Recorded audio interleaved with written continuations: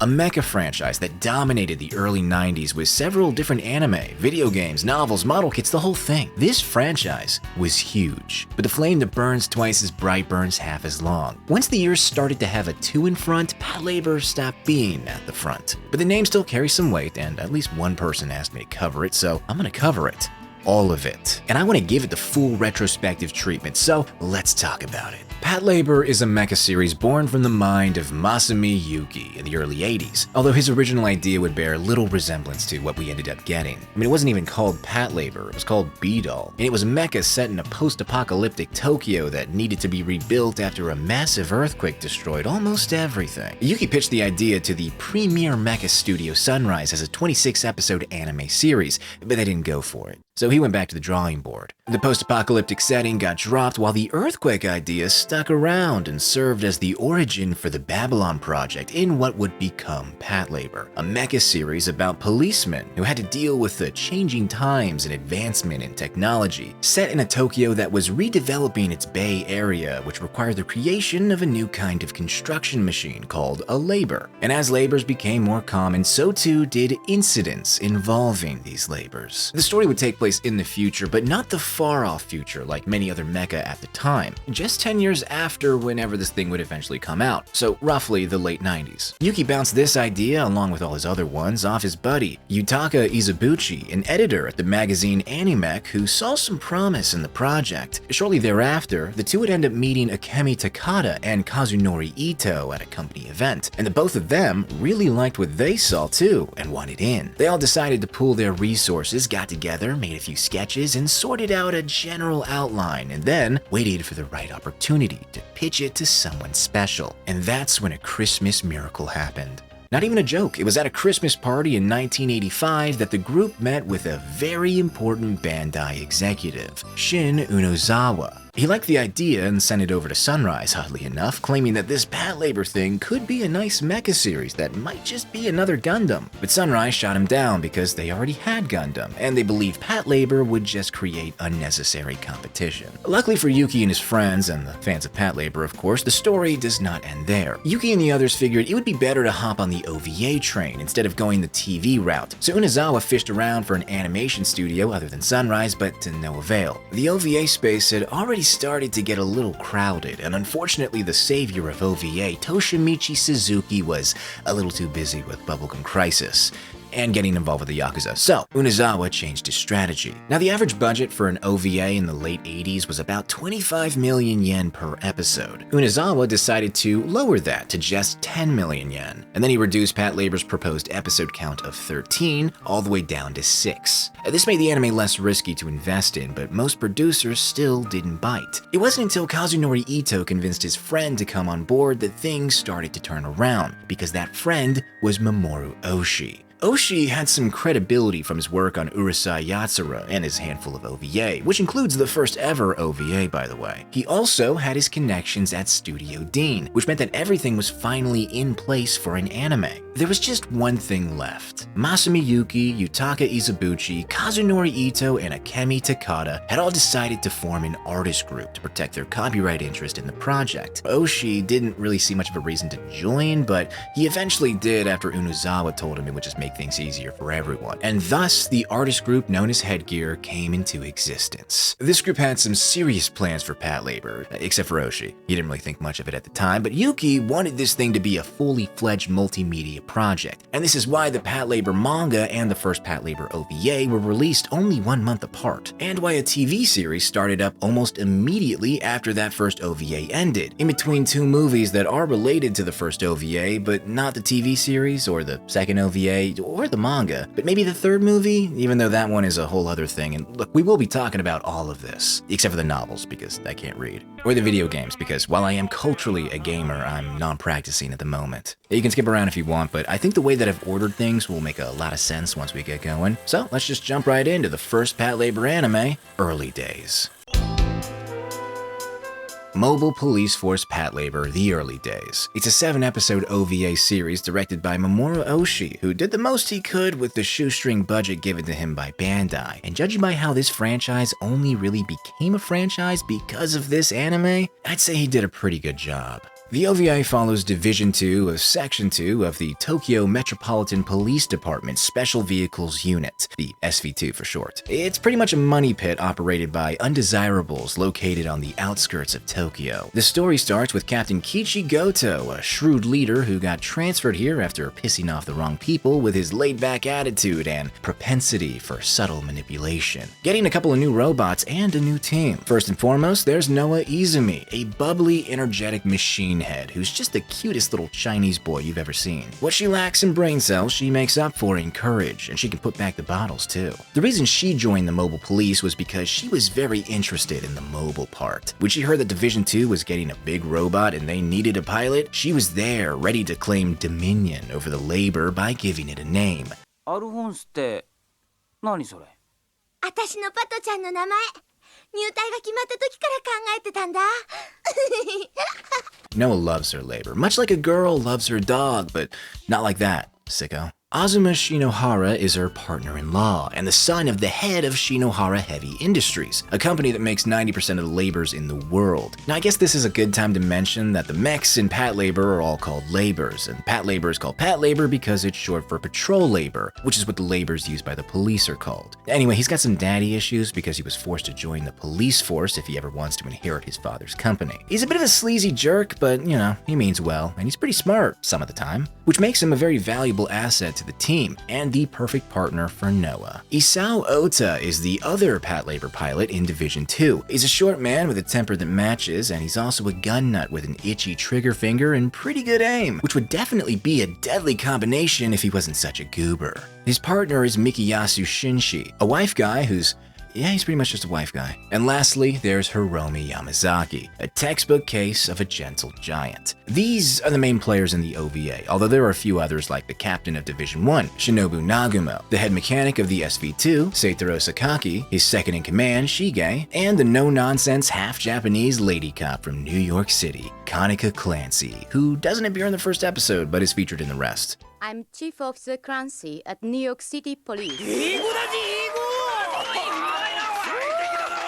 Speaking of these episodes, they mostly fit into a standard police procedural. Some criminal is running afoul in the city. It could be a lowlife who just got their hands on labor, an eco-terror group planting a bomb in the city, or a military coup, which I guess that doesn't really fall into the police procedural, but you know. The point is that we have Division 2 dealing with some kind of official case that's grounded in reality, and involves Noah and Oda getting in the robot to bring some adversary to justice. However, the main focus of these episodes usually isn't that adversary, but rather the main cast of characters dealing with a dull world, passing the time by partaking in meaningless shenanigans and a bit of tomfoolery. I shouldn't actually use the word meaningless because what these characters do in their downtime gives a lot of meaning to these characters. You get a good sense of who these people are by the way that they act with each other, both while on the clock and off. It's very humorous, and honestly, it's the best part of the OVA. I mean, the action is alright, but it's the characters and their interactions that kept me coming back. And I said that most episodes were fairly grounded and dealt with realistic scenarios for a Tokyo where giant robots are about as common as construction cranes. But there is one episode that is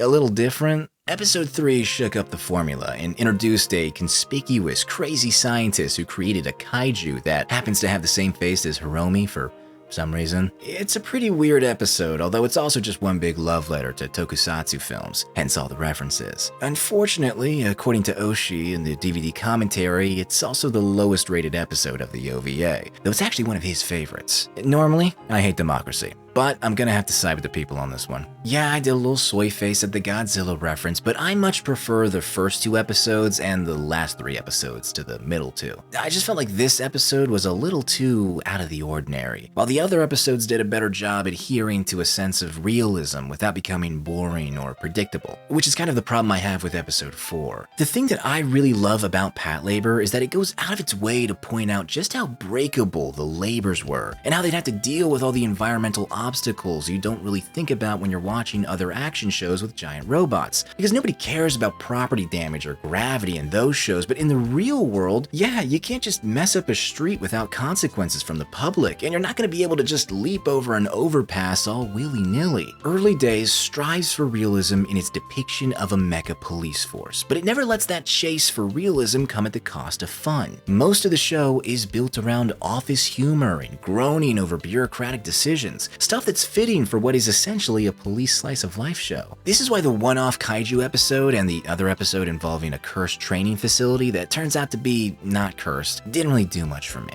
These are two things that don't really have much to do with a police slice of life show, even if they do include some labor-related activities and feature police talk. I don't think they're bad episodes, they're just different. It's like they're a wacky special that's included in the Blu-ray, but not part of the main show. And now that being said, episode 4 starts off great, with everyone in Division 2 bored and frustrated in the summer heat, dealing with a hostage situation that's taking forever to get anywhere. They got the one guy's mom out there crying her eyes out, but the criminals don't care, and finally Oda just snaps. And he plunges his gun into the building and fires away, and the reaction is just...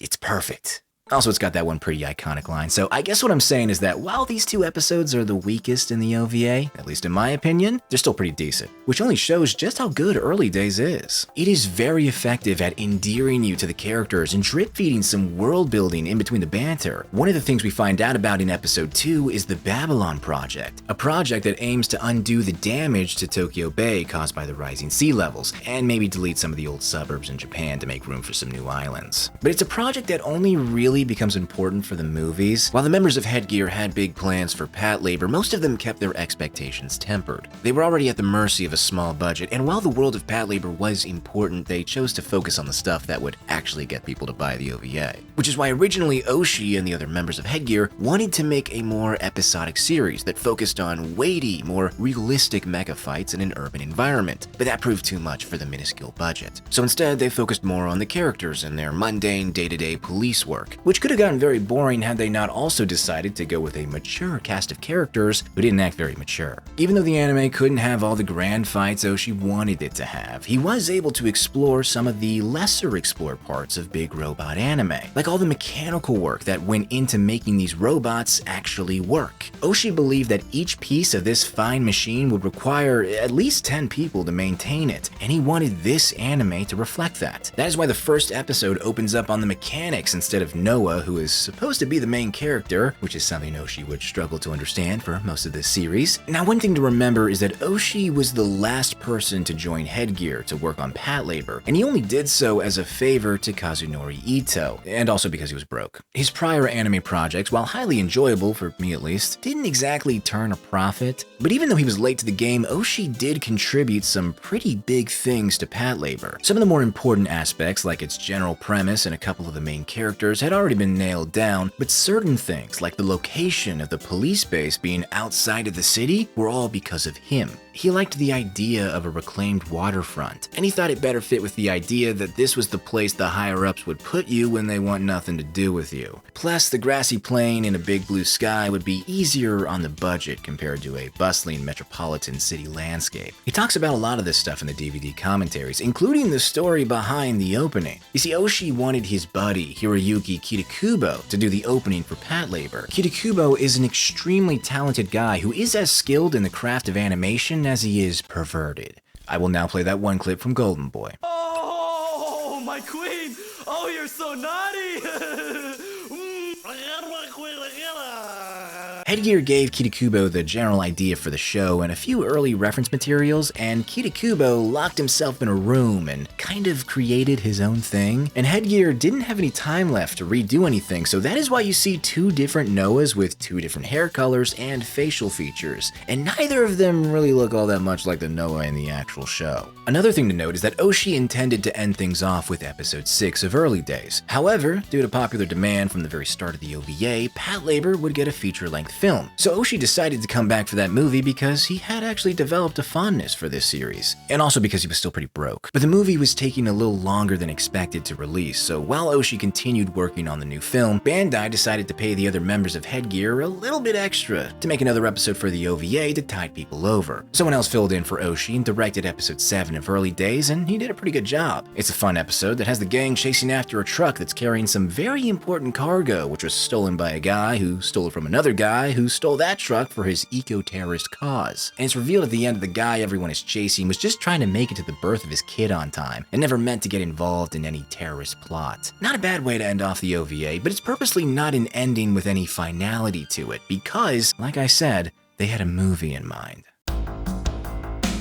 Patlabor the Movie is a more cinematic experience compared to Early Days, and I'm not just saying that because it's a movie, although yes, the budget went from 10 million to 100 million, and the runtime from 30 minutes to an hour and 40 minutes. But more importantly, it has a slower, more serious tone than the OVA. Not by too much, but enough for things to feel more dramatic. I mean, the movie starts with a guy jumping off a tower and taking his own life. That's pretty dramatic. Besides the tone, the character design also changed. Again, not by much, but enough to notice. The eyes are a bit smaller, and there's more detail given to the shading as well as them just being more expressive. But the biggest thing you'll notice are the montages where we get a beautiful look at a decaying Tokyo to the tune of Kenji Kawai's ethereal music.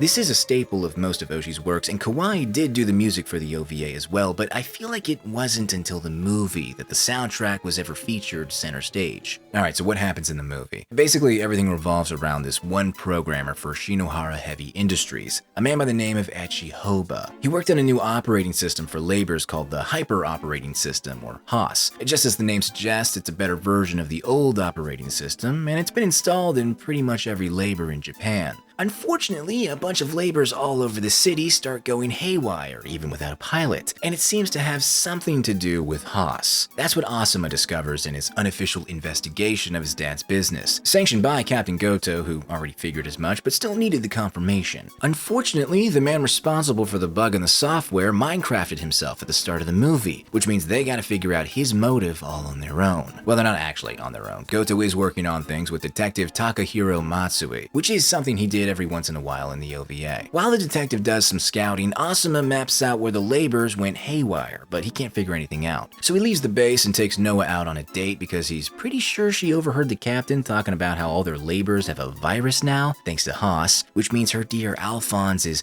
almost certainly gonna go crazy if she ever pilots it. That goes for all the labors at HQ as well. But when their conversation drifts towards dogs and high-pitched sounds and the wind, Asuma figures out how Hoba did it. The skyscraper in Tokyo emanate a low-frequency sound whenever wind blows by them, and that's what's activating the virus in these labors. And under the right circumstances, a bunch of labors could go on a rampage, which would obviously be bad for the city, but even worse for Shinohara Industries once the public realizes it's all thanks to their software. For figuring this out, he's suspended without pay. そんなバカなじゃあ篠原重工の責任はどうなるんです俺だけ処分された向こうはお咎めなしなんて喧嘩両成敗ってのが筋ってもんでしょうが Because he broke a whole bunch of rules, and because he ditched Noah at a pizza joint. Not cool. But that doesn't stop him from staying on the case, and he shacks up with Shige to run the numbers and figure out how to stop the activation conditions. But they soon discover that Hoba intended to use the largest construction site for the Babylon project, the Ark, as the catalyst for total Armageddon. Luckily, the Ark is just so massive that no ordinary wind brushing off it would cause the necessary frequencies for the virus. But unluckily, there's a typhoon coming in 2 days. The investigation took too long. There's simply no way to jump through all the bureaucratic hoops before Doomsday. The only good news is that Shige never actually updated Division 2's software, so all their labors have actually been fine this whole time.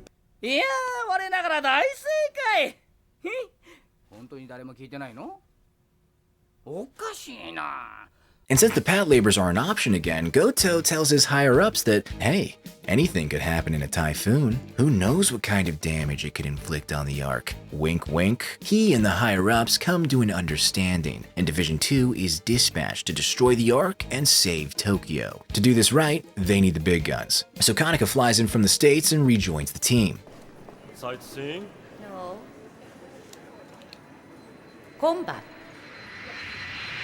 They all storm the building, deal with the security systems, and, well, they win. Happy ending. Patlabor 1 is an odd movie, and that might have something to do with how this movie reuses a lot of concepts from Oshii's cancelled Lupin III movie, which centered around a character that would become Hoba in his Tower of Babel creation. Speaking of, there is a fair amount of Christian symbolism going on in this film, and while many others would write it off as meaningless window dressing, included not for genuine theological discourse, but because the Japanese find Christianity cool and exotic, since there aren't too many Christians over there thanks to that Freemason Truman. But Oshii is a different case, because he actually studied Christianity when he was at a seminary in his youth. Now that being said, this was never meant to be an angel's egg, and the main reason Oshii included religious references for this film was simply because he felt inspired by Noah's name. The Ark honestly bears no resemblance to Noah's Ark, other than the fact that it's big and houses a bunch of creatures, or in this case, robots. That being said, the Babel stuff does fit fairly well with the themes of this film. The old world is getting left behind by man on his never-ending quest toward a better future, but the people leading the charge may not have the dignity of their neighbors on their mind when deciding what to do next. The Ark and the entire Babylon project could be viewed as a big vanity operation. It's new and exciting and a marvel of technological ingenuity, but it came at the cost of traditions and memories and the old. This movie came out at a time when the Japanese bubble economy of the 80s was about to burst. We're talking about a period where real estate prices would hit the floor, which led to many districts falling to the wayside because all the properties were worthless and there was no money in redeveloping them at the time. That would officially happen in '92, but many people had already seen the writing on the wall by the late 80s and speculated on what Japan would look like once the bubble finally burst. This movie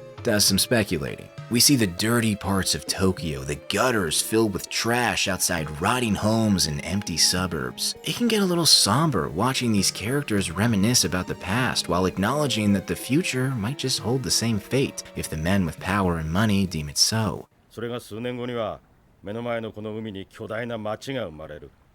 でもそれだってあっという間に一文の値打ちもない過去になるに決まってるんだ。立ちの悪い冗談に付き合ってるようなもんさ。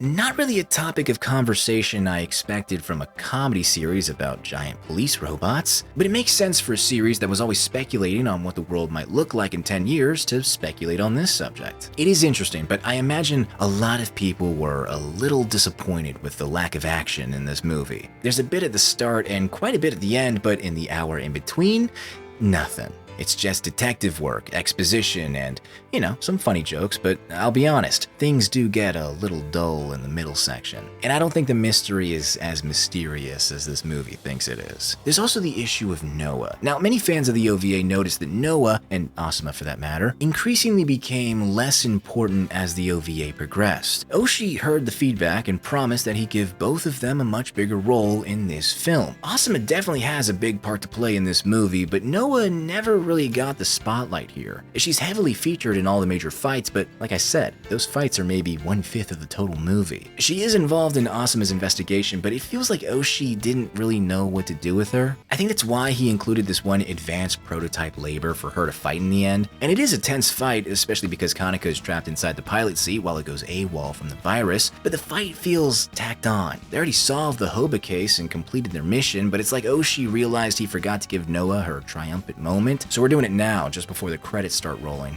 Now don't get me wrong, it's still a very cool sequence, and I do enjoy the celebration afterwards as well, but Patlabor 1 isn't exactly what I'd call a great movie. Definitely a good movie, it's just not quite great. And Oshii seems to agree with me. He referred to this movie as pop entertainment, as something he only did for the paycheck, which is pretty harsh, but I sort of see where he's coming from, especially when I compare this movie to some of his other works. My verdict on Patlabor 1, it's a film with flaws, but none of those flaws ruin the movie. I do appreciate that this wasn't just an extended episode of the OVA, but with a bigger budget. It is a serious story that deserves the cinematic treatment, but there were clearly some growing pains. The characters are great like always, but half the cast doesn't really do anything. So if you didn't watch the OVA, you'd be forgiven for not caring about most of them either. The labors are detailed and meticulously brought to life every time they're on screen, but they aren't on screen for very long. The main antagonist has an interesting god complex, and despite his lack of presence in most of the movie, his perspective is adequately explored through the environments and the backgrounds, but some of the symbolism does put spectacle before substance. But by far the biggest issue with this movie is that it's not its sequel. which we'll talk about after I talk about how this video is sponsored by TokyoTreat. TokyoTreat is a fun and exclusive Japanese snack box shipped straight to your door, stuffed with an assortment of unique full-size snacks. Which snacks you get depends on the monthly theme. Now I got the box for April in front of me, and the theme is Sakura Nights Snack Fest. If you direct your attention to the booklet that comes with the box, you can read all about Sakura tree viewings, different types of flowers, and you might even spot some anime-related stuff.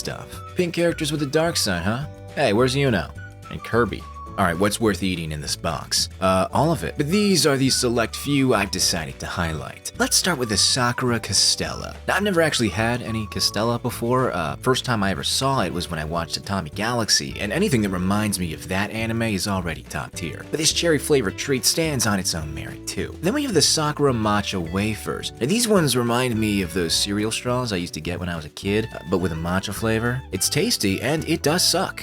Effectively. Now, I'm sure you know this now, but Japan has all these different exclusive Kit Kat flavors, and these TokyoTreat boxes always include a bag of something you won't easily find outside of Japan. This time, it's matcha latte, a combination of green tea and sweet vanilla. There may be two different colors of wrappers, but what's inside is exactly the same. There's a message in there for all of us. This is just a small taste of what's in the box, by the way. There is a bunch of other stuff like sweet and sour gummies and Sakura sandwich cookies and even a bowl of some perfect ponzu soup. And that's not all, but it is for this video. Just make sure you read the allergy warnings to make sure you're not eating anything you're not supposed to. You can sign up for a subscription for one of these boxes and get $5 off your first box by clicking the link in the description below and using my code. This does help the channel out, and now, back to the video.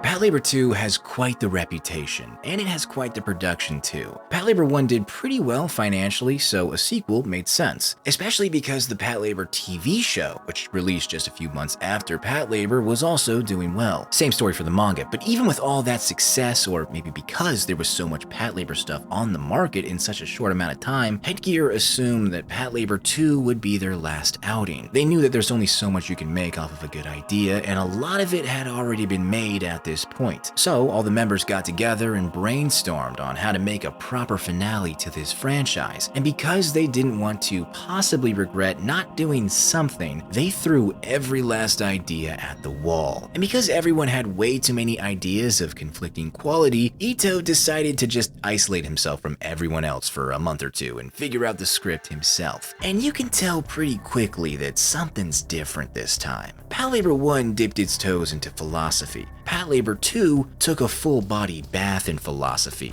and politics too for that matter. There are more than a handful of lengthy discussions on the nature of peace and war and international diplomacy. That said, Ito removed himself from the group, but that's not entirely true. He did still have some contact with Oshi, who initially suggested they remake episodes 5 and 6 from the OVA. Those were the two most serious episodes, which featured a coup against the government by a rogue faction of the Japanese Defense Force. Oshi's only note was that maybe they should change it so that the main antagonist was actually a terrorist group that was hiding behind the coup. That sounded more interesting to him. Also, if you're wondering, Oshi wasn't broke anymore because of the success of the Patlabor OVA and the movie. So he did not do this movie primarily for money. But he was in the process of moving, and he really needed a little more money to give his dog a nice home because he basically worshipped that dog. That's not a joke. He talks about this. It's been 3 years since Patlabor 1, and a lot's changed in that time. Noah and Asuma are testing out new labors. Oda is a police academy instructor. Shige is the new chief mechanic since the old guy retired. Shinshi's been promoted to section chief, and Hiromi is still Hiromi. As for Goto and Shinobu, they're both still division heads who have to deal with new recruits in police politics. One day, the Yokohama Bridge just blows up, but there aren't any casualties because the police had already shut down the area after receiving a bomb threat. But it wasn't a bomb that blew up the bridge, it was a jet, one that belonged to the Japanese Air Self-Defense Force. At least that's what the TV people say. But Shigeki Arakawa, a mysterious intelligence agent for the Japanese Ground Self-Defense Force, has the unedited footage of the attack, which shows a slightly different jet that the JSDF doesn't have. But the Americans do. and they reported to the Japanese that someone might have stolen a pair of wings, and Arakawa believes this someone is just the victim of a group of former Japanese soldiers and politicians working with a faction inside the US military that wants Japan to wake up and remilitarize. You see, all this peace since World War II has made the military inadequate, and with the arms race going on in Southeast Asia, Japan might soon find itself on the front lines. But Japan hasn't fought a real war in decades, and if a worst case scenario happened, the country wouldn't be able to protect its own people. That is the perspective of Yukihito Suge, a former soldier of the JG-SDF who saw firsthand how the peace-loving principles espoused by optimist and out-of-touch politicians actually fare in the real world. But even though Arakawa frames things initially through the lens of remilitarization, it's not about simply manufacturing more armament or deploying more troops overseas. It's actually closer to the opposite, oddly enough. Suge wants Japan to realize something, the same truth he realized when his entire squad was wiped out during a peacekeeping operation because they weren't authorized to return fire. Because if they had, then that would have shattered any illusion of Japan being a peace-loving nation. After all, Article 9 of the Japanese Constitution forbids war. Therefore, Japan would never engage in something as terrible as war. What's that?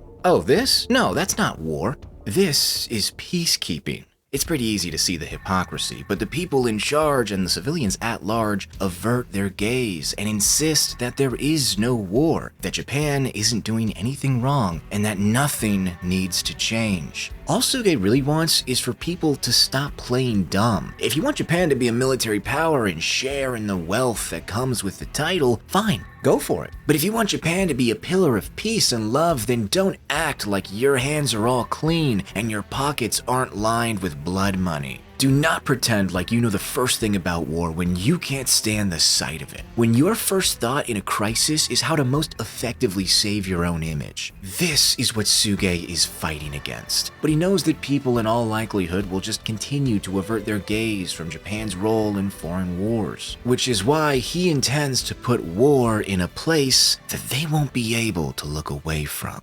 Arakawa asked Goto and Shinobu to find Suge, but they had to handle things on the down low, otherwise they risk upsetting the suits and the bureaucratic puppets. And this information could potentially cause the public to go into a panic, and that would be bad. But it happens anyway thanks to all the protest and the Defense Force response and the ineptitude of the higher-ups, which leads to helicopter bombing raids all across the city, including the Patlabor HQ, and finally a blimp crashing into Shinjuku, filling the area with gas which could have been catastrophic if it weren't inert. Suge was just sending a message that all of Tokyo is now his hostage, and if they try anything funny, next time the gas will be the real stuff. So naturally, Goto decides to do something funny, and the gang is called in once again for an off-the-record operation. They work with Arakawa to figure out where Suge is, and then arrest Arakawa because he's actually a member of Suge's terror group, or at least he was before Suge went off the deep end and decided to blow up the Yokohama Bay Bridge and start a war instead of keeping to the original plan and just doing a flyby to scare people. Division 2, along with Shinobu, fights some defensive robots in the tunnel leading to the artificial island where Suge is held up. Through some teamwork, they make the dream work, and Captain Shinobu comes face to face with her old flame. Yeah, they kinda had a little thing back in the day, but it didn't pan out too well. Anyway, she arrests Suge, who looks out at his city and laments that he wasn't able to wake people up to the truth. They'll choose to live cluelessly in a fairy tale city, enjoying a hollow peace while the rest of the world suffers out of sight. But even after everything, Suge doesn't want to give in to the cynicism. He wants to believe in a better future, and he wants to see it realized one day. Like I said, Patlabor 2 is different. Sure, the DNA of the OVA and the first film is still in this movie, but it's a lot harder to see. だから遅すぎたと言ってるんだ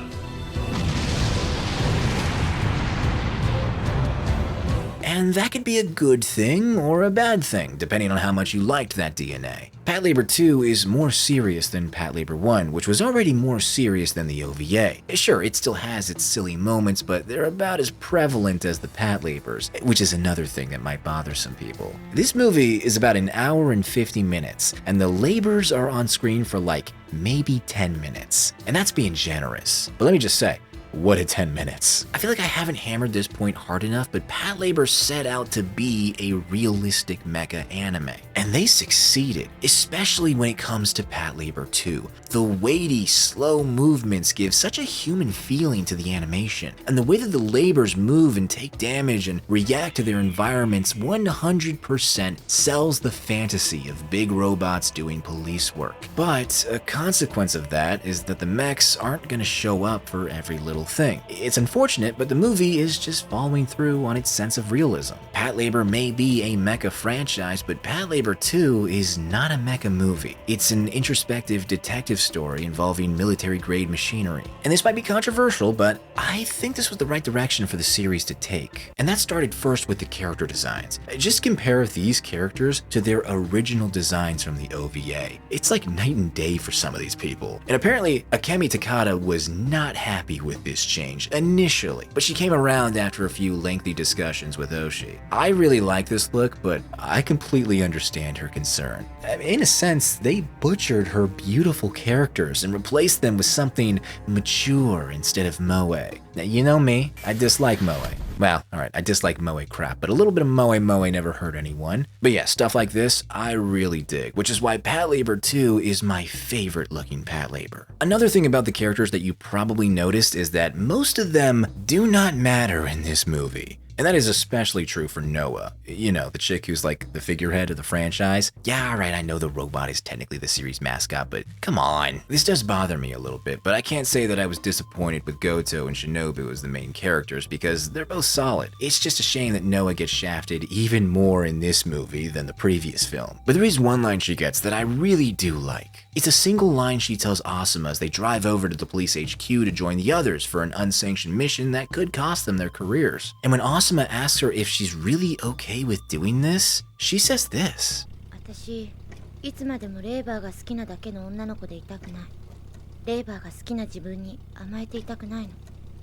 It's such a powerful statement that shows how much she's grown as a character, but it doesn't really hit as hard as it should because she's barely in these movies. It's a great line, and if you've seen the TV show, then this will actually hit pretty hard because you spent a lot of time with her being the robot chick. I just don't think that this movie and this Noah earned it. But the character who got shafted the most was easily Kanika Clancy. Now you may notice that I didn't mention her at all yet, and that's not because the movie doesn't do much with her, it's because it doesn't do anything with her. Why, you ask? Well, that's because Oshii did such a great job with the OVA and the first movie that Bandai told him he was free to make the movie he wanted to make. This not only explains why Patlabor 2 is, the way that it is, but also why Kanika Clancy isn't here. You see, it's not that Oshii forgot about her in the same way that he kind of forgot about Noah, it's that Oshii really didn't like this chick. Now I'm aware that Kanika is a fan favorite. She's got some great moments and she's solid waifu material, as they say. Hey, maybe she's your favorite character. If that's the case, then you may want to cover your ears for this next part because Oshii is going to say some very not nice things about her. が出てくるわけですが、このキャラクターはどうですか？このキャラクターがまさに問題だったんですけどね。僕はね、どうしてもこのカヌカ・クランシーってキャラクターが好きになれなかったんですよね。アニメのキャラクターらしいキャラクターなんですけどね。一種パーフェクトで、頭が良くて美人で、その非常に行動的で、果たしてキャラクターっていうのは成立するんだろうかとかね。そういう疑問に持ちながらやってたので、もう一つ未だに釈然としないっていうのかな。To be honest with you, I kind of agree with him. Look, I was never too crazy on Kanika. I mean, I liked her well enough in episode 2 of the OVA and for a handful of moments in other episodes and for her role in Patlabor 1, that was fine. But I didn't really miss her when watching this movie. I don't even know how they'd be able to work her into the story with her being a New York cop only temporarily assigned to the Tokyo labor force and all. It's kind of a weird premise for a character, and I think Oshii thought she might ruin some of that realism he was so intent on realizing. Now, there is a case to be made that Kanika's lack of involvement had nothing to do with Oshii and everything to do with her VA. Yumi Shizukawa had a reputation for traveling quite a bit, and this usually led to scheduling conflicts, so she either got replaced by another actress or they just wrote her character out of the show for a while. This is why Sayla does next to nothing after the first Gundam series, by the way. So it's totally possible that she was just unavailable when they recorded the lines for Patlabor 2, but something tells me it's probably just because Oshii really hated her character. やっぱ未だにそうですね。この顔を見るたびに思い出すんですけど。 Now, I'm not trying to oversell Patlabor 2. It is not a masterpiece, but it is very beautiful and a super interesting movie with a message and theme that continues to be relevant to this day, in spite of the fact that it's a very Japanese-oriented movie. And most of the political commentary deals with events that I didn't even know about until after I watched this movie. But it makes the scenes where Goto and Arakawa and Suge wax poetic about politics, philosophy, and religion make a lot more sense. It's not screenwriter Ito going on a tangent to debate Oshi in the middle of their movie. It is all relevant, maybe a tad indulgent at times, but the movie, I'd argue, would be worse off without it. And I think it makes the film more memorable than its predecessor, in my opinion, of course. Now, there is one more movie that came out after Patlabor 2, but there's a 10-year gap in between, and while that movie takes place in the same continuity as the other films and the OVA, it's a little unique, which is why we'll be tackling it after the TV version of Patlabor. I mentioned it earlier, but shortly after the first Patlabor movie came out in 1989, but before Patlabor 2 was released in 1993, Bandai put out another Patlabor anime in 1989, but this one was for the boob tube. Headgear was, of course, heavily involved in the production, but instead of going with Studio Dean for the animation, like they did with the OVA, Headgear and Bandai went with Sunrise. Funny how that worked out. Now, the Patlabor TV show has its own continuity separate from the OVA and the films. The first episode reintroduces Division 2 with some noticeable changes to the OVA's introduction. Asuma, Ota, Hiromi, and Shinshi are all already members of Division 2, and they even use some janky, outdated Patlabor. The new 98 Ingram model only just came out, and it's going to be used by Division 2, but they need a new pilot. And that's when Noah shows up, straight out of the police academy. There's a little incident where someone tries to make off with the labor, but Noah's able to take care of that, and that gets her on the team. Ikanika shows up in episode 2, just like in the OVA, although this time, she and Noah have a little rivalry going on that continues for the entire series. One thing to know about Patlabor TV, though, is that it is mostly episodic. Half of the episodes could be described as filler, and sometimes things just get weird. 道路を横切ったらモサドのスパイ犬 Due to the episodic nature of the show, and because it's a lot heavier on the comedy, I don't feel inclined to do a play-by-play on the plot. For the most part, it's just this. Shenanigans, skylarking, buffoonery, ne'er-do-welling, general silly antics. I really cannot stress how silly this show can be at times. It can get pretty far from what you'd expect based on the initial premise. Look at this, right? I'm not going to give you the context because it's funnier that way. But not everything is silly. There are a few episodes that get more serious, and most of those episodes belong to the main arc for the Patlabor show, the Griffin arc. The short version is that Shaft Enterprises, a rival company to Shinohara Heavy Industries, is trying to seize the market with a new labor that's being developed on the down low called the Griffin. Shaft wants this thing to outclass the Ingram model used by the cops, so what better way to test its capabilities than to let it loose in the city and have it fight with those Ingram models? Obviously, this leads to a lot of conflict with Division 2, who make it their main mission to figure out who's responsible, who's the pilot, and who's gonna win. You get the answers to 2 of those questions in the main series, but the conclusion to the Griffin arc is saved for the New Files OVA, which released shortly after the end of the show. This Griffin arc isn't bad. In fact, it's got a lot of great moments.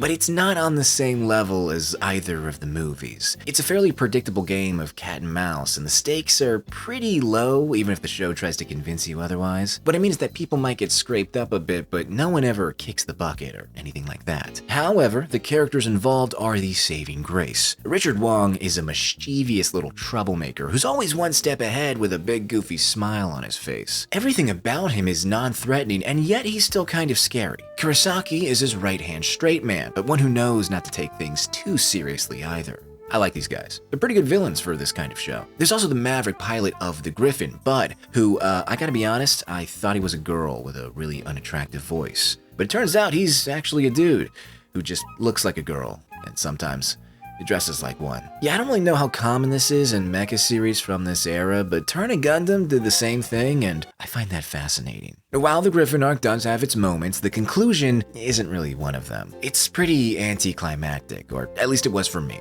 Basically, Division 2 figures out where Wong and Kurosaki are hiding, and Noah and Kaneka duke it out with the Griffin. Kaneka gets beat up and the two other men get away, but Noah shocks everyone and disables the Griffin after a hard-fought battle. Since Bud is just a kid who was trafficked into Japan to be used by Wong for his illegal project, he doesn't do any time. They just send him back to India and find him a good foster family. Shaft Enterprises took a big hit once the news broke, but they'll probably still be around since they're just too big to fail. Which means it's only a matter of time before another major labor incident like this happens again. This is not a bad ending, but it feels a little unfinished to me.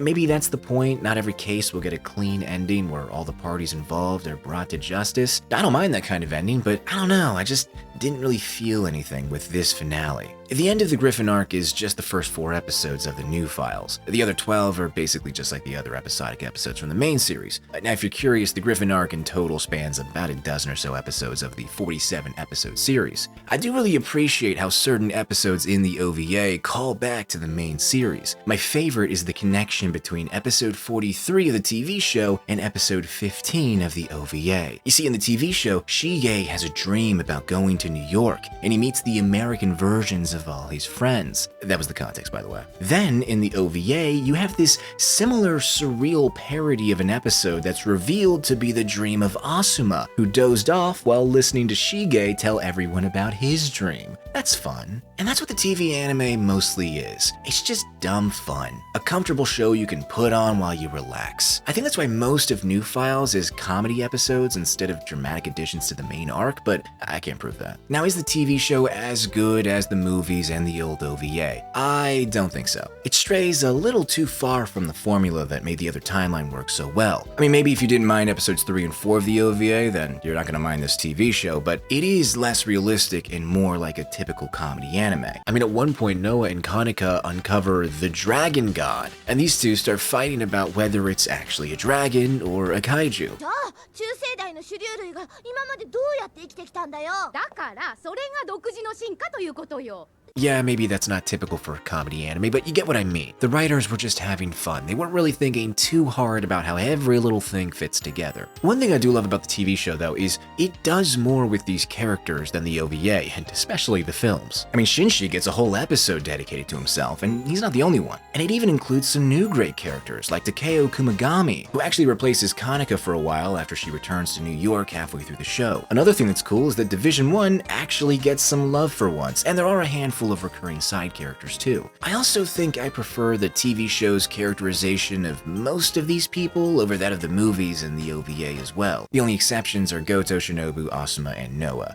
Sorta. For Goto and Shinobu, I just prefer the more serious approach to these characters found in the films. But for Asuma and Noah, it's a little more complicated. There's nothing majorly different about them, but they just feel less like themselves. The banter is a little bit different, and their relationship is off. Now, Asuma and Noah are not really a couple, but there is something there. してたんだよな、こういう予感が。嫌な予感じゃなかったっけ？そっちの予感も続いてるよ。そう。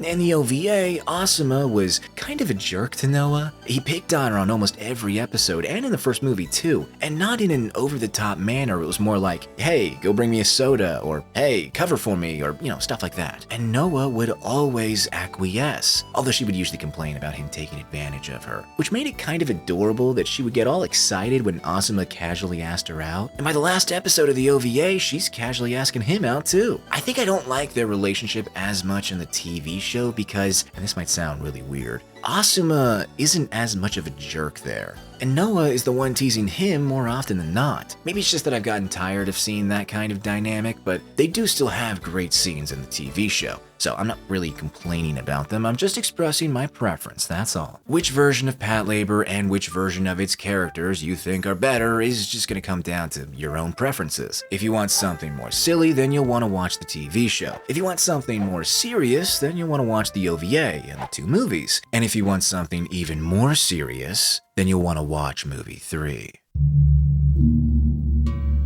Patlabor 3, or W13, or whatever you prefer to call it, is a pre-sequel set in the movie timeline despite coming out almost a decade after Patlabor 2. Why the large gap? I wasn't able to find anything definitive, but I can certainly speculate. I said it before, but Headgear believed that Patlabor 2 would be the final entry in the franchise, so after production wrapped, most of the members went on to other pursuits. Now, it's not like each member of Headgear exclusively worked on Patlabor and nothing else during its run from 89 to 93, but Patlabor always remained their chief concern. That changed after Patlabor 2, especially for Oshii and Ito. And something I haven't really gone into is how different anime studios worked on Patlabor. I mean, I mentioned that Sunrise did the TV show while Dean handled the OVAs and the movies, but it's a little more complicated on the OVA and movie side. Studio Dean was the main studio for the OVA, but it outsourced a lot of animation to lesser studios, and the most important one was a little studio called IG Tatsunoko,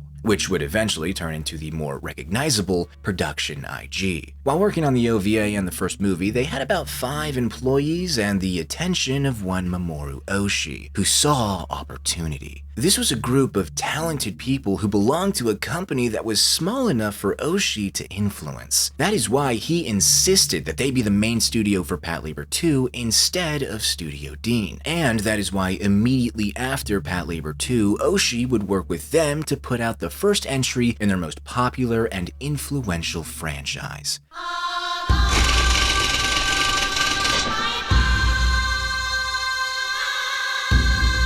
Now, a lot of people like to joke that Patlabor 2 was just the prototype for Oshii's Ghost in the Shell, and it pretty much is, but we don't need to go into the weeds here. The point is that Oshii was busy with his baby, and while he did care about Patlabor, he felt like the other members of Headgear could handle things without him. And Ito, because Ito also left to work on Ghost in the Shell with Oshii and then also write Hack. But since Patlabor was still making the money, Headgear went ahead and got to work on another film. Now, since Oshii was out, they needed a new director, and Fumihiko Takayama was the man for the job. He had worked on a few things prior to this film, but what I know and love him best for is Gundam. Specifically, my favorite Gundam, War in the Pocket, such a wonderful OVA. A pile of hamburger. As for the studio, Headgear originally went with Triangle Staff, the same studio behind Macross Plus and Serial Lane, but they went defunct before production wrapped, so Madhouse stepped in to finish the film. Nothing wrong with that, everybody loves Madhouse, but not everybody loves this movie. In fact, most people don't seem to like it very much. It is the black sheep of Patlabor, and unfortunately, Patlabor fans are just racist. Not me though, okay? I would never do that. On this channel, we say black is beautiful. Despite what some people say, Patlabor 3 is actually pretty good. Well, alright, hold on. There's plenty to enjoy with this movie, that's a better way to put it. You see, Patlabor 3 does some great things, but it also has some great flaws too. And the greatest flaw by far is that Patlabor 3 is just not Patlabor. There's been a string of strange attacks on laborers, so 2 detectives with a little assistance from Division 2, and I do mean little, start an investigation to figure out what's going on. And what they figure out is that the culprit is a giant fish monster that escaped a lab that had been working with the Americans to potentially create a new bioweapon. Oh, also, it didn't escape. The monster was released by one of the scientists who combined the tissue of her dead daughter with experimental cancer cells to create The world's ultimate life form. Alright, that wasn't really her intention. She just wanted her daughter to live on in some capacity, but look, the monster just reminds me of the Bio-Lizard from Sonic Adventure 2 Battle, so I'm gonna go with that. The police and the American military eventually figure out the monster's weakness and how to lure it out, and then they swiftly defeat it. And burn all the evidence too, so there's not an international incident. Although some footage of the event does get leaked online. Wonder who did that. Probably the guy who had a thing for the lady scientist. Oh yeah, also that lady scientist pulls a hoba from the start of the first film in the final moments of this film. Look, I like Patlabor 3. It's a little slow at the start, but it's very pretty and just oozing with that late 90s, early 2000s angsty, melancholic atmosphere. You know what I'm talking about. The post-Evangelion feel. I love that era. Was it a bit much at times? Sure. Is this an example of that? Probably. Now, I could be wrong here, but I'm pretty sure this is the only Patlabor anime to feature on-screen deaths, bloody ones at that. I mean, yeah, a couple of guys exploded in their labors in Patlabor 2, and Hoba died in the first movie, but they didn't show him hit the floor and with blood all over the place. I don't think any of the gore in this movie is gratuitous, but it does make this entry stand out from the rest, at least in that department. In terms of the visuals, Patlabor 3 still adheres to that realistic aesthetic of Patlabor 2, but it's definitely less stylized since Oshii isn't here. Although director Takayama does a pretty good job emulating the general style while utilizing his own talent for environmental storytelling. I'm not going to sing the praises of the characters because there's not really much to praise, but the suspense in this movie, the dread that accompanies the monster, that I will praise. The first time you see the creature and the sequence that follows are genuinely terrifying.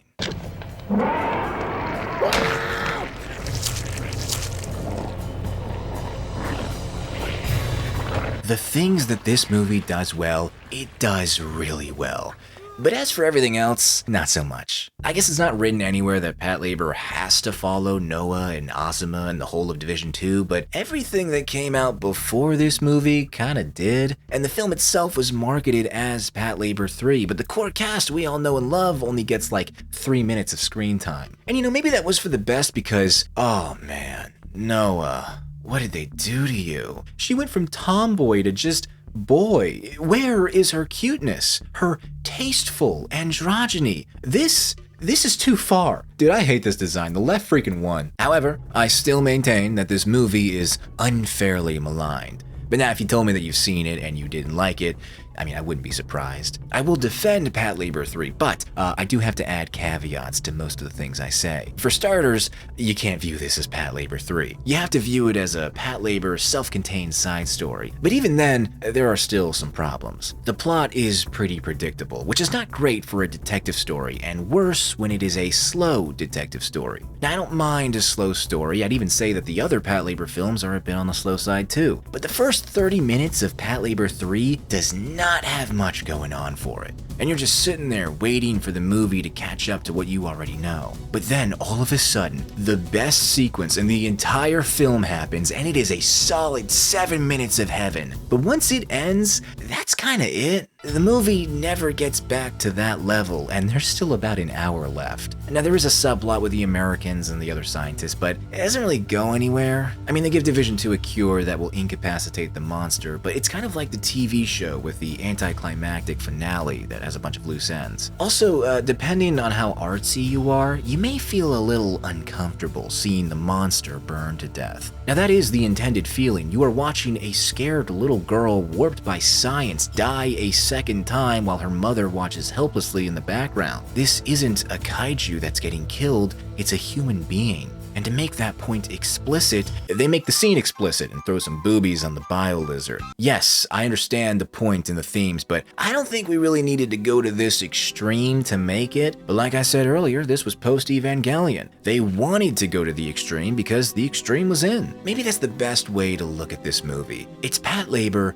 but extreme. There's gore, death, a depressing tone, and much heavier language compared to the other entries. But it is still Patlabor in a sense. Headgear was still involved in the project, and their influence is not hard to spot, but at the same time, this is clearly not the same Patlabor as before. And whether that's a good thing or a bad thing will depend on what you thought of the previous Patlabors. If you like the other movies, then you'll probably find that this one is not as good as the other movies, but it's still pretty good. The animation holds up, the music sounds great, and the story, while predictable, still delivers some thrills. But if you prefer the TV show over the movies, then just forget about it. And now it is finally time to talk about the manga. Now, the main reason I decided to save this for last is because reading the manga is a very similar experience to watching this video. You go from silly to kinda serious to kind of silly to very serious, which I guess that means I should have covered the TV series first, but I gotta keep some kind of structure to this video. The manga has some changes with every chapter. Now, it's never as extreme as going from the TV show to Patlabor 3, but it's still pretty varied. But before we get into the manga, let me just recap the timeline and fill in the blanks because I'm going to be mentioning how the manga and the OVA and the TV show all play around with each other. So to recap, in 1988, Patlabor the Early Days released. In 1989, Patlabor Movie 1 released, and the Patlabor TV show came out a few months later. The New Files OVA released once that show ended in 1990 and continued until 92. 1 year after that, Patlabor 2 came out. And then it would take 9 years for the last Patlabor movie to release. Now the manga was first published all the way back in March of 1988, and it would run until 1994, 1 year after Patlabor 2. What this means is that every Patlabor anime had an opportunity to either adapt some stuff from the manga, or simply take inspiration from the manga. Obviously, the various anime could only look at what had actually been written at the time, although the other members of Headgear were always free to ask Yuki about his plans. And the same could be said of the manga in regards to the various anime,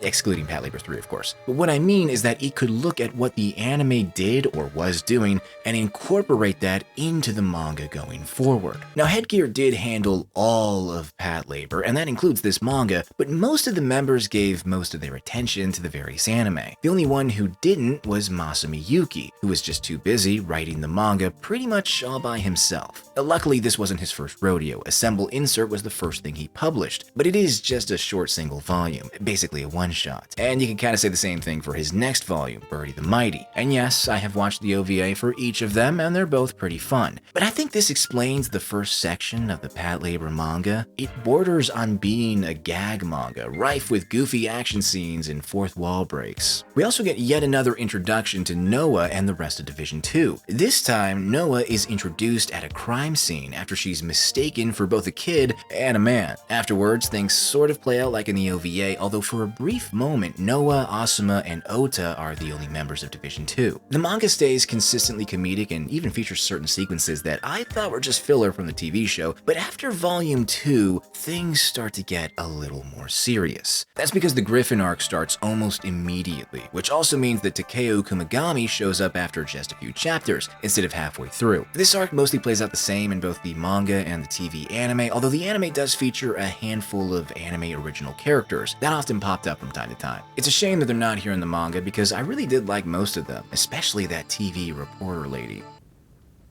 何か? But the main difference between this manga and the TV show is that once this arc ends in the manga, we go to the Waste Container arc, an arc that was adapted into the third Patlabor film, loosely. The basic story is the same, as is the monster, but Division 2 has way more to do in the manga. But the tone is still more serious than the TV anime, and earlier parts of the manga. Not quite as serious as the third movie, but definitely more in line with the first two. This arc also seems to be a reimagining of Episode 3 from the OVA. A lot of the same elements are present in both, like a mad scientist creating a kaiju, but this time, she's a chick. Again, this chick is in Patlabor 3, but she does not act like her manga counterpart at all. She is way less sympathetic in the manga and far more cartoony. Also, she doesn't off herself in the end, she just bonks her head and falls into a coma and then wakes up later with no memories of the past 8 years. Not a big fan of that ending. I prefer the movie's version, but apparently that's wrongthink. The last big difference is that Shaft is still around after the Griffin went down, and they are involved in this arc, although they mostly just stick to the sidelines and lay low. While I have a couple of issues with this arc, I gotta say, it's a pretty good showcase of the manga's strengths. The art is fantastic. I love these designs. The expressions are amazing, and the mechs look great as always. Additionally, the main cast of characters is used to great effect. Whether it's the comedy or the drama, these characters never fail to sell the scene. You see them change and grow in a way that's still present in both of the anime versions, but it feels more satisfying here. And finally, the story is not half bad. It is serious, but it's not against having a little fun here and there. The stakes do get high, but the manga still weaves the mundane police antics into the narrative without ever compromising on a sense of urgency, for the big arcs at least. One of my biggest complaints with this manga is that most of the arcs are much shorter than this one, and they're usually self-contained too. It's sort of like the TV anime in that way, and that's not a bad thing, it's fun in short bursts, but not every arc is created equal. Sometimes you gotta spend a whole lot of time with some filler character who isn't very interesting. So I'm skipping all that. Instead, remember how I said the finale to the Griffin arc in New Files wasn't very satisfying? Well, let's talk about the finale in the manga. To make a long story short, Richard Wong comes back from his vacation after Noah fights with Bud at the docks like she does in the TV show. He rebuilds the Griffin piece by piece and then continues to terrorize Tokyo with Kurosaki and Bud. But Wong overplays his hand and ends up pissing off his boss around the time the Americans show up to investigate Wong for human trafficking charges, revolving around how he acquired Bud, who actually ran away, because Kurosaki is probably gonna kill him since he's too much of a liability. And just annoying. He's picked up by Noah and hidden back at the HQ, so a bunch of bad guys attack the base and Wong shows up personally to convince Bud to rejoin the team. Then there's a flashy fight between Noah and Bud that's not unlike the one from New Files, except this time there's no bomb in the Griffin that needs to be disposed of by Kanuka. Wong was able to escape during the confusion and he's got Kumagami with him as well. He kidnapped her a little bit before this, and I didn't mention it before, but these two have a history and some unresolved feelings. She thinks she can fix him, but she also kind of finds the broken him a little attractive. It's a whole thing. Very scandalous. Kurosaki wants to kill her because he doesn't trust her, but Wong wants to keep her, so all three of them make their way to the dock to flee the country on a boat. Kumagami is able to get a message out to Kanuka about Wong's plan, and the police race over to stop him. But before they arrive, Wong bumps into the head of security for Shaft's secret security force, who is gunned down by Kurosaki, but not before stabbing Wong in the gut. It's a very abrupt and shocking conclusion, and honestly, I love it. For the entire manga, Richard Wong never feared for his life. He was always in control, and even when the Griffin lost a battle or two, he never seemed to care, because he thought he was untouchable, and for most of the series, he was. But it's right at the end, right when he's just a few steps away from victory, that is when he loses everything after taking everything for granted. This is exactly the kind of thing I wanted to see in the anime, and I'm really glad it's how things play out in the manga. Now, I understand why it's not in the anime. It is a little on the graphic side, and the darker aspects of this conclusion don't really fit with the lighter tone of the TV series. There's other stuff in this arc that also doesn't make it into the anime too, for I assume the same reason. I don't really think fans of the TV show want to see Noah throw up because of some dark web cheese pizza. Yeah, the manga gets pretty dark at times, arguably darker than Patlabor 3, but it doesn't usually feel out of place. I mean, sometimes the messed up stuff is just a handful of pages away from the silly antics, but the way it's handled never really bothered me. There are a couple of weird scenes though, mostly involving Bud, but you know,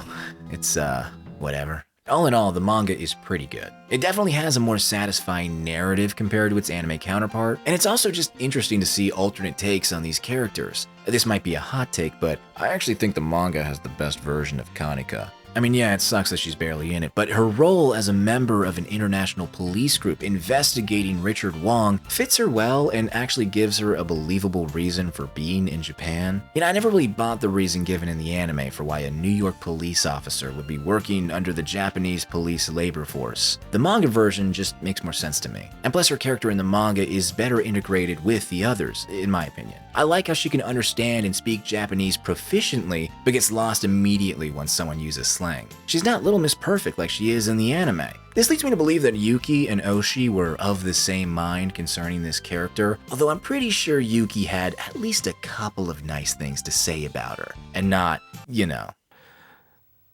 やっぱ未だにそうですね。この顔を見るたびに思い出すんですけど。I like most of the other characters at least as much, but sometimes more in the manga over the anime. Except for Asuma, and it's basically the same reason why I prefer OVA Asuma to TV Asuma. Noah's case is a little bit different though, because she does get a lot to do in this manga, and there's plenty of solid characterization going on. So really, the only thing I dislike about her would once again be how her relationship with Asuma is handled. Again, it's not bad, but it feels more like a generic anime romance, I guess. Very loosey-goosey, not totally clear, that kind of thing. Yeah, the final scene between Noah and Asuma is cute and all, but he's just a little too close to a tsundere for my liking. It should be clear by now, but I do like the Patlabor manga, and I do think it is good. I just think all the other versions are better. Except for Patlabor 3. That one's a close call. While I think the main narrative in the manga is great, the main narrative is not what I watched and read Patlabor for. And while I think most of the characters in the manga are handled well, my favorite moments involving all those characters are found elsewhere. That's why I'd only recommend the manga to people who've already seen all of the anime and just want some more.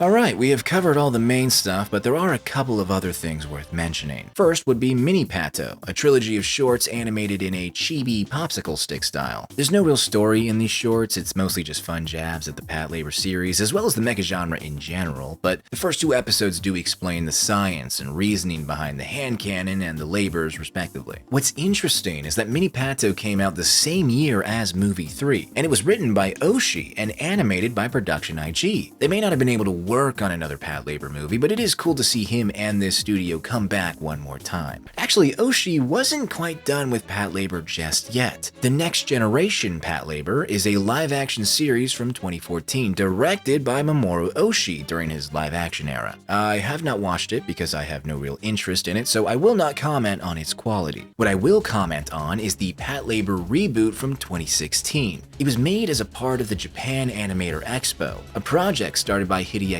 Anno to give a spotlight to new animators. If you remembered Me, that came from this. The Patlabor short was the last one made, and it certainly is short. It's only about 7 minutes, but it looked great, and it managed to capture the same feeling of Patlabor while updating the tech in the world. My only complaint is that the labors are CGI, but you know, it is pretty good CGI, so it's not that big of a deal. The main reason this short got made, though, was to see if there was any interest in a potential new Patlabor anime, and it turns out there is. So it was announced soon after that a new Patlabor anime called EZY would start production immediately. Kenji Kawai will once again provide the music, Kazunori Ito's confirmed he's coming back to write the script, and actually the other members of Headgear are all returning too, except for Oshii. But Yutaka Izubuchi, who, if you recall, is one of the founding members of Headgear, the one who did all the mechanical designs for the series, and the director of Razefan and the newer space battleship Yamato anime, confirmed that he'd be the one directing this thing, and it's all set to release in 2024.